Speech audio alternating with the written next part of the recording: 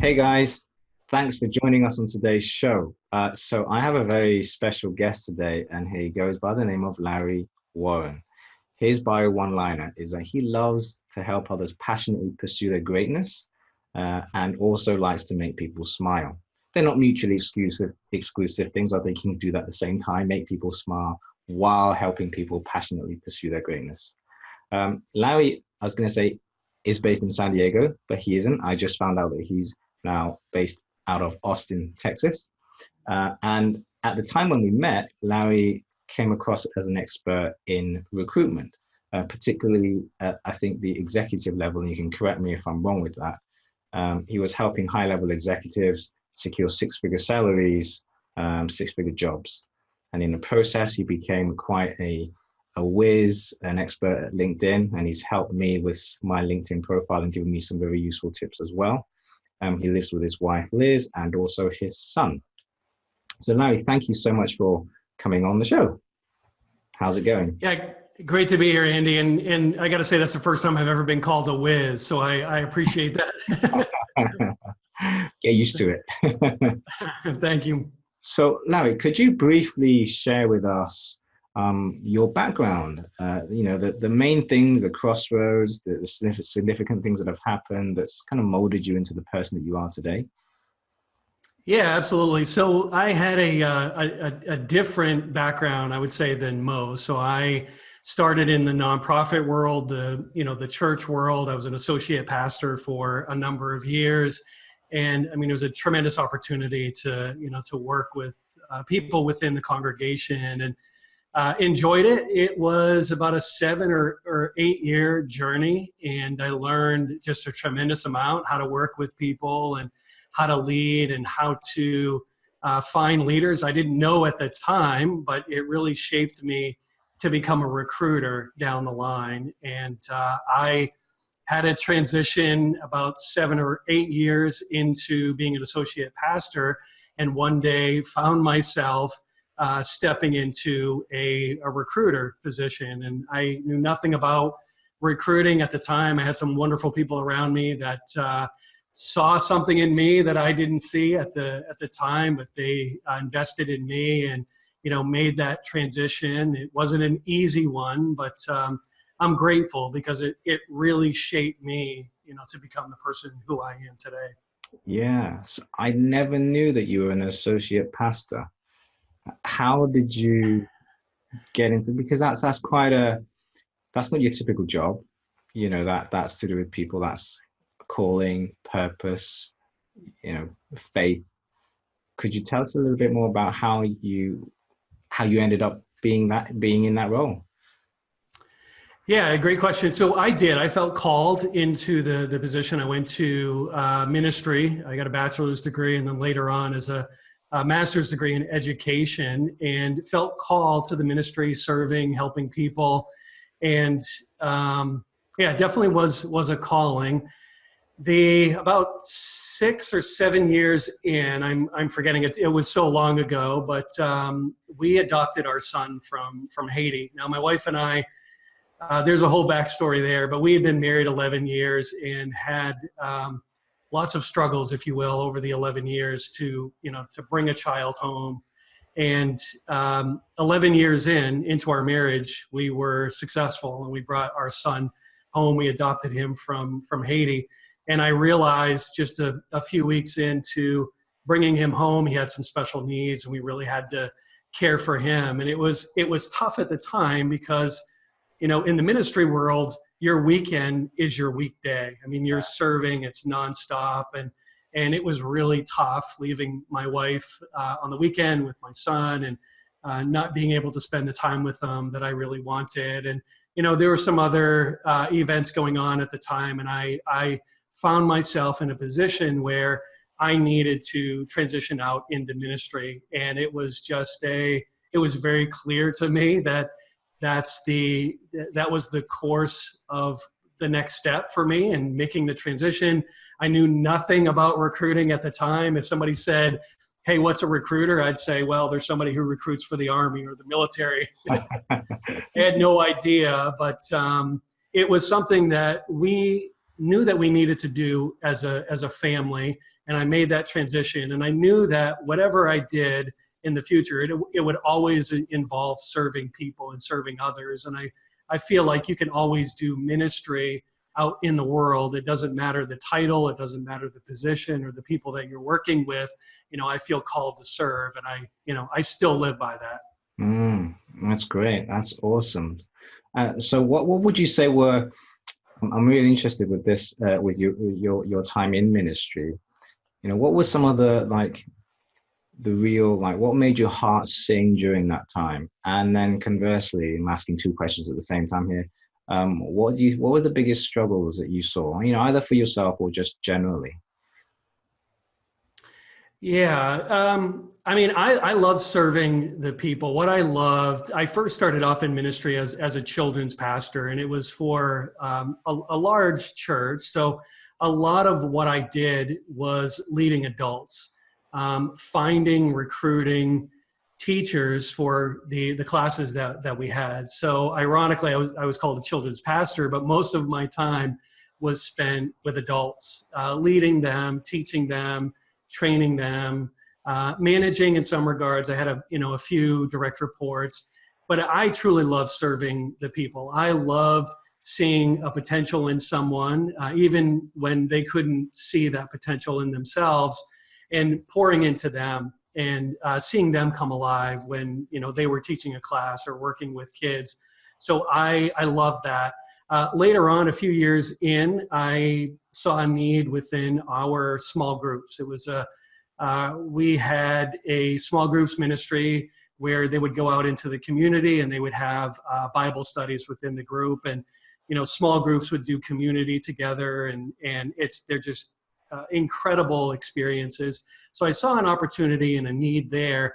And honestly, with my wife and I struggling, I was a children's pastor for 5 years. We didn't have any kids of our own. People were gracious and very loving, but over time it got really hard to work with kids and minister to them without having kids of our own at home. And so that was sort of tugging on me a bit, and I saw the need in the small groups area, made the transition, and same situation there, being able to really invest in others and build that small groups from virtually nothing was very satisfying.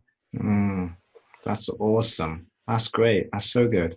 So then you transitioned, you took transferable skills, you could say, and applied them in, I guess, the corporate world. How did your faith evolve?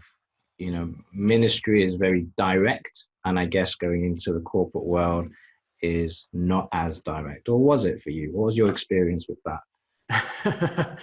It was not an easy experience. And when you're in the ministry world, ministry is your everything. You not only do you work there, you worship there. Your friends are the people at your church. And it was tough, making the transition away, stepping away from a different job. You're taking on a different role within the church. And we ended up transitioning to a different church just to make the separation in the break. And then eventually we ended up moving out of the area. But, and then stepping out into the corporate world, your skills on paper don't always translate, and getting a hiring manager to understand what you did in the ministry side has carryover into the corporate world. And it was tough. I was fortunate. I had someone that saw potential in me and really invested in me. So I knew someone that owned a recruiting agency, and it was a small agency. And I was also fortunate to sit next to one of the best recruiters, that I've ever worked with. And I was like a sponge. I soaked up everything that he would teach me. I had this much knowledge going into the position. I didn't know anything about technology, nothing. But I love challenges. I love learning something new. And I remember just as a family, I have a very supportive wife, and, we made some sacrifices and we downsized, where we lived, and we gave ourselves a longer runway. But Yeah, I had a great support system around me. It definitely was a team sport. I worked my butt off. Don't get me wrong.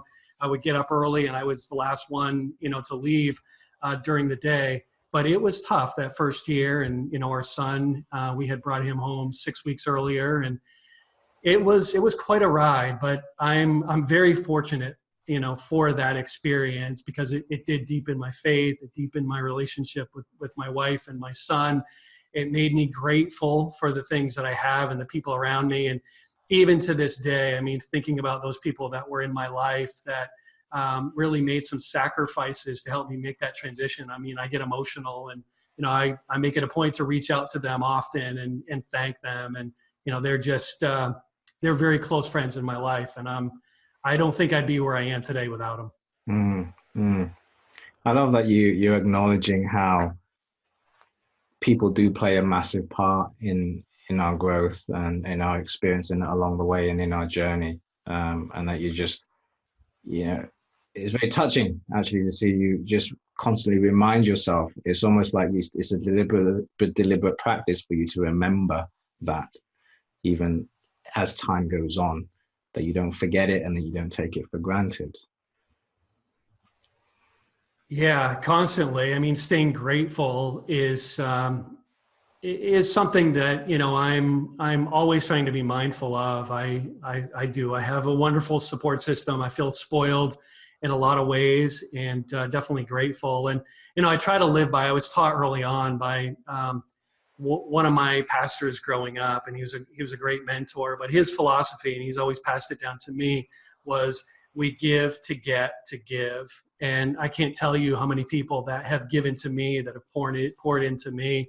And I've tried to live by that as well, giving to others to get back, to then return and give to others. And when I've had other recruiters or career coaches or coaches for that matter come to me that are just starting out, just trying to help as best I can, because I know what it's like to start over and jumping into something that completely nothing about. You feel a bit over your head in some regard, but it's a great place to be, in over your head a bit, because it forces you to look at your resources, the people that you have around you, and to be creative. And just an incredible time in my life in 2010. 2010. Wow. I love that you mentioned that. There's a couple of things that you talked about. That the last point there was that stretch zone, as I call it, when you're just in that's part of that little window where you kind of can't do it yourself, but it's not too challenging and too far out there that you become overwhelmed. But it's that stretch that just keeps you growing, that keeps you developing, like an elastic band with not too much tension. Is that right? Yeah, I mean, there were times where I felt like that rubber band was stretching a little To the limit. Yeah, I mean, we did. We made some sacrifices early on, but 2010, that's when we brought our son home, early part of 2010. And for us, 11 years of just, I mean, I could talk to you about the struggle and the heartache year after year. And so, stepping out into a new career, sort of changing friends and everything changing, you can get off course and get off centered and forget. I mean, 2010 was one of the best years of our lives. Yes, there was lots of struggle, but we welcomed our son home, and it was easy to sort of get off track and think about the struggles that we were going through and not remember, the great joy of landing in the US with our son and bringing him home. I mean, it's just, I still get goosebumps to this day, talking about that story. But yeah, 2010 was, a great year, and I rebuilt myself and my career, and it was through the help of folks that I had around me, for sure. It's amazing. And you mentioned that the time as well when you joined that recruitment agency, and that you were working with somebody who was very, very good, or I can't remember the words you said, maybe the best or just up there, and you were like a sponge. What type of things, Larry, were you modeling? Like, I'm interested, like, what were you observing that you thought, right, that's what I need to learn? How did you do that, and what were you looking for? Yeah, great question. There were a few things, when I first started off, hearing him on the phone, he was someone that really connected people, the candidates that he was working with. And then he was a recruiter as well. So he would often he would bring business in, and he had the wonderful ability to connect with people at a personal level. Anyone that got to know him, his name is Jason. And I still go to him to this day, with questions that I may have. But he was able to really connect with people and draw them in and develop deep relationships. He was just someone that you could trust, that you could open up to. And I really observed that, how he was able to build that trust. In recruiting, that's one of the things that's important. Recruiters are often known as shady characters, if you will. They sometimes get a bad rap. And Jason taught me how to build trust with people. And it wasn't something that was just a facade. It was, being trusted and trusting them, and really showing people that you have their best interest at heart. That's one of the great things that he taught me. The other is certainly being relentless, having true goals that you want to achieve within your professional life and personal life. And he did, and he certainly helped me in that regard as well. And he's just, a wonderful teacher and hard worker. And I would say one of the things early on was me not being afraid to make mistakes, like getting on the phone for the first time and talking with people. It was a train wreck in the beginning. But to make mistakes and then learning from them was, an important step for me early on. Yeah, I think we've all been there with the phone. If it's an inbound thing, the phone feels like it's a 30-ton weight. Or even when you're having to make the call, your mind is scrambled, you're full of nerves, you're just thinking about yourself and how to make a good impression and how you come across. And I guess part of what you've learned is that none of that matters, because the focus shouldn't be on yourself, right? The focus should be on the other person and how you serve them and how you can get them what they want. Great. Awesome. So fast forward to now, you're still in recruitment, and we met in San Diego about just over a year ago, and that was through the world of coaching. So tell us about that. You're running two things at the same time, are you? I am. I think I've gotten addicted to having a completely full plate and having a lot going on from, back in those days in 2010. But I love it. I love serving people. I currently, yes, I'm a full-time recruiter for a biotech company. I work 100% remote, which I love. And I also run my own business where I help coaches get new clients. And yes, it definitely is. It's challenging. It's rewarding. I absolutely, love it. But yes, I I do have a lot going on. And what's the goal with that? I don't know if if you're comfortable sharing this, if this is going to be put on to, I don't know if your employer knows. Should we edit this part out? Yeah. No, it's okay. I can speak to it. So my plan is I have a really good situation. I get to work 100% remote. So we're in the summer. My son has the summer off. So I literally can walk out of the room and spend time with him. So I absolutely love it. My employer is really good to me. They do give me some autonomy, and I do have a lot going on that side of it. But, and I do have some plans on the business side, which I'm excited about. But the biggest thing is serving people. When I work with people, I want to make sure that I can help them get results, and we enjoy working with each other. Life is definitely too short, but I'm enjoying it. I'm riding this ride and managing both and doing well. And my family is the most important thing to me. And I love being home. It's good. Okay, I'm going to ask you some other questions now, Larry. Just kind of throw some in there. What do you love about yourself?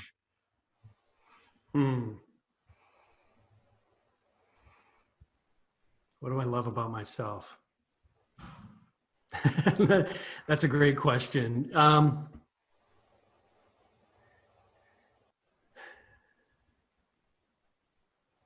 don't think this would be that hard to answer.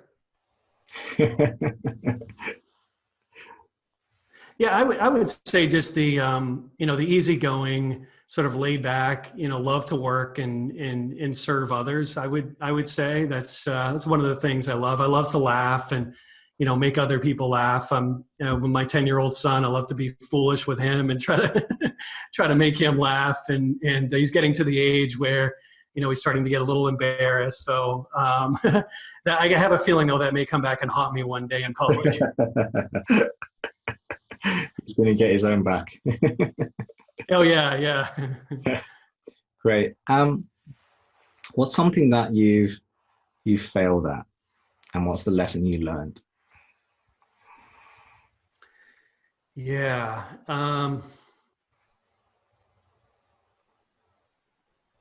That's a great question. I'm thinking because there's a lot that I failed at, to be honest with you.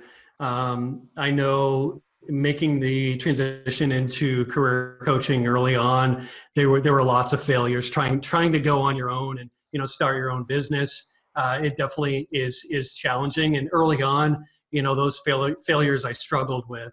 But I learned over time that that's how I learn, by getting out there and trying things, seeing what works, seeing what doesn't work, and making improvements along the way. I would say that's probably been the biggest thing. Early on as a recruiter, when I first started out, I mentioned it earlier, I was a train wreck on the phone, and I remember being nervous, and I failed miserably at making outbound calls.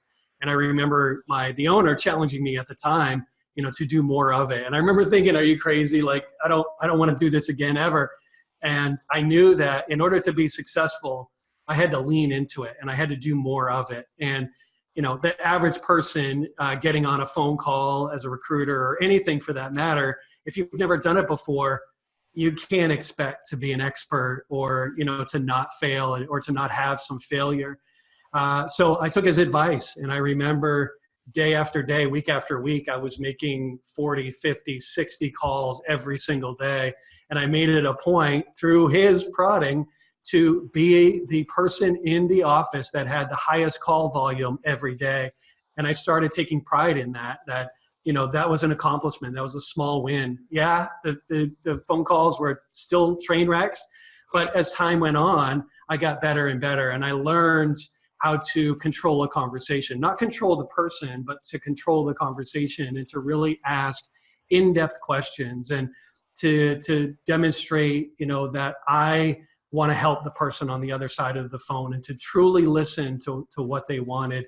And it's a skill that I take with me, to this day when I'm on calls. So yeah, it was definitely a learning experience early on to embrace that failure and lean into it, especially something that you're really nervous about doing. You need to get out there and do more of it. Yeah, that's good. Leaning into the fear. And how pivotal, it sounds like it was quite, but how pivotal was it that you had that person to be prodding you? Would you have made those calls or as many as you did if you didn't have that person pushing? No, I wouldn't have. I still remember, to this day that the folks in the office leaving and, me staying till 6, 7, 8 o'clock to finish those dials. No, I don't believe that I would have done those calls had he not pushed me, to do it. And I remember a few months in struggling a bit. I didn't see the rewards as early as I wanted to. I mean, in recruiting, when you're first starting off, it's cutthroat. And if you don't make a placement within the first 3 months, it's tough to survive. And it was tough for me to realize that because I thought it was easy early on, just, one placement. But as time went on, I was working hard. I was putting in the effort. I mean, I was getting up at, I was there in the office at 5 in the morning and often there until 7 or 8 at night. And when I was at home, I was still studying and learning. And it was tough because, week after week, month after month was going by, I was putting in all this hard work, but I wasn't seeing the reward. And I remember a breakfast, the owner took me out to breakfast and he said, look, I know you're struggling. I even get emotional talking about it to this day because he's somebody that, he believed in me. And he said, I know you're struggling. I see the work that you're putting in. He's like, I believe in you. And I want you to stay. I want you to continue. And I didn't have the faith at that point in myself, but I had the faith in him, and I trusted he knew what he was talking about because he's been doing it for a number of years. And I kid you not, within a few weeks after that breakfast, I started seeing the reward, and it was just like a snowball going down the hill. And it was a tremendous experience. And then shortly after that, I think I got a little cocky, and I told him, hey, I really wanted to move back home to my family. And he said, well, let me let you work 100% remote. And it was a great feeling being able to do that he trusted me, and, I started having success where I could do that. Yeah. The power of having somebody believe in you, right? And say that at a time when you're having doubts about your own abilities. There's a phrase I've used where, if you don't have the faith in yourself, find somebody who has faith in you and just borrow theirs for a little while. Borrow their faith in you until you develop that faith in yourself and that confidence. So powerful. Just to have somebody come alongside and to be that person that needs to just have that talk and just kind of set you on that path and say, look, you are great, or you can become great. I see that in you, and just keep going. Brilliant. Yeah, it was a game changer for me. I mean, this was an owner that not only was he telling me I believe in you, but he was making a financial investment as well. He was continuing to invest and in me at the time. So it meant a lot, and it changed everything. And I'm glad we had that breakfast. And I can see how now your own experiences, the give to get to give, like blessed to be a blessing, like it's shaped that type of value system in you today. And so he that investment that he's made in you is now creating a bigger impact, a bigger influence, because you're impacting other people as well through the things that he taught you. Yeah, beautifully said. I mean, you're right. He invested in me, and then I've been able to go on and help others, and give, and I've received, and giving back. But yeah, it's a great way. I hadn't really thought of it in those terms, but certainly grateful for the people I've had around me. Great. Okay, Larry, I want to ask you, what do you see around you that you want to fight for? Ooh. Well, I would say, one of the things that's nearest and dearest to my heart are, orphans, those that are less fortunate. I mean, we adopted our son from Haiti in 2010 when we brought him home. And that's always something that's that I'm willing to fight for, especially those that don't have a mom and a dad that they can go home to or care for. And, as a family, we continue to invest in and help those that are less fortunate. We help an orphanage there in Haiti still, and it's still, I get emotional, seeing some of the kids. It's been a few years since we've been and spent time with them, but whenever we go or whenever we see their pictures or Skyping with any of them, it always tugs on my heartstrings. And, I would say that's nearest and dearest to my heart as well. And I'd love to, continue to make an impact in those areas. Yeah, that's true. It's such a privilege that you were able to visit Haiti. Me and my wife, we sponsor a child who's in Haiti as well. His name is Mardochi. We sponsored him for several years, and it's just lovely to receive letters every so often. And drawings, and then see the English improve over time because he's getting older, because he's going to school, and then at Christmas we get to send a few little things. Can't be too bulky, but it's just a great relationship. It'd be amazing that if we ever had the chance to actually meet him, for you to have that connection is great.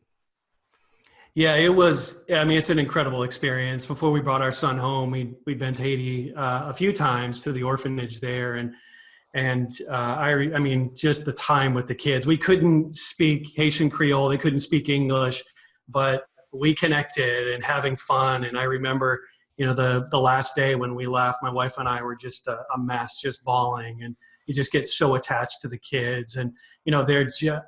they're so happy and they just love life and don't have a care in the world. And it's the simple things like playing pass and catch and coloring and they're on the floor with them. And, we absolutely loved it and certainly want to go back again at some point. And they're just such a joy. I feel like they gave more to me. And I remember leaving there, we were a hot mess, just bawling our eyes out and just didn't want to leave the kids. It was tough.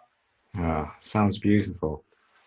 So your son, as a father, what type of plans, hopes do you have? I'm really interested in your viewpoint from a father's perspective, because of what you've gone through. Is it ministry? Is it recruitment? Is it anything? Yeah, I would say as a father, I want my son to be happy. He's got an incredible personality. He's his own person. He loves to laugh as well, and we love to just be silly and foolish together.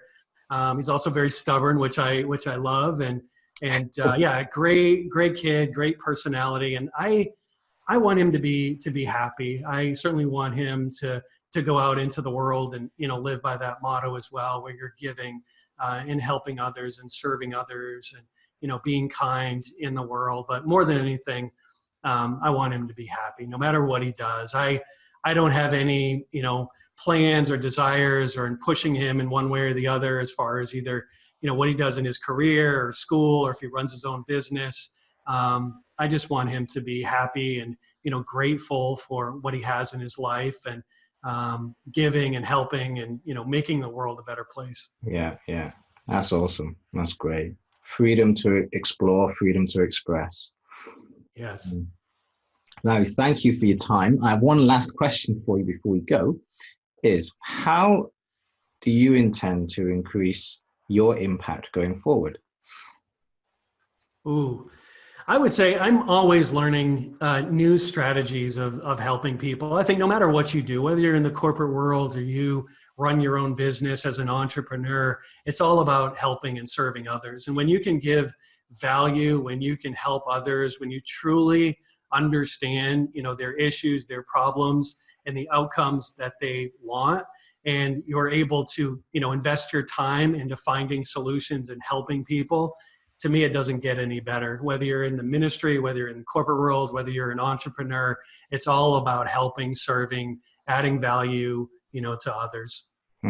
Beautiful. Larry, that's so great. Thank you so much for your time. Just that running theme of service, it's so apparent and it's so clear. And thank you for giving me and the viewers and the listeners the opportunity to get some insight into who you are as a man, because sometimes we don't know the half of the story when all we hear or see is the job title and what they do and the expertise they provide and the subject matter expertise that they're really good at. But the values and the principles and the beliefs that shape all of that stuff is really important and really insightful. So thank you so much, Larry, for your time. Yeah, I'm gonna steal the word from your shirt. I feel blessed. I appreciate you having me. It's great. I got this today. I'll put it on. Awesome, man. I love it. I think it's great. Thank you. Thank you so much, Larry. Thank you for your time. Yep. Okay, You're bye welcome. for now.